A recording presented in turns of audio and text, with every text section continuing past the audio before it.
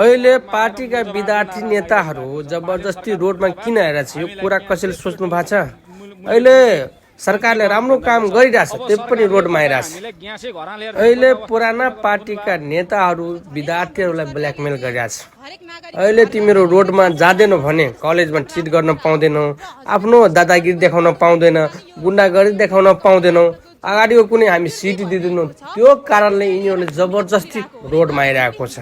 किनभने दुनियाँभरको मान्छेलाई थाहा छ पेट्रोलको भाउ किन बढेको छ, ग्यासको भाउ किन बढेको छ र डिजलको भाउ किन बढेको छ भनेर। एकचोटि यो भिडियो हेर्नुहोस्।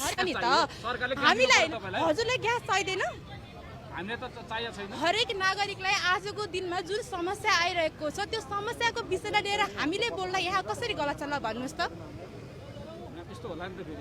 तपाईलाई एउटा साउनी एउटा तपाईँलाई पसलको साउनी बनायो भने तपाईँसँग चामलै छैन, तपाईँको स्रोतै छैन भने सरकारले तपाईँले कसरी दिनुहुन्छ त चामल भन्ने प्रश्न नै आउला नि त। फेरि सरकारले अहिले जति पनि द्वन्द्वमा यत्रो देश द्वन्द्वमा छ, अमेरिका र इरानको त्यत्रो द्वन्द्व भइरहेको छ, पेट्रोलदेखि लिएर आएर तपाईँको ग्यासहरू सबै इन्धनहरू नाका लगाइरहेको अवस्था छ।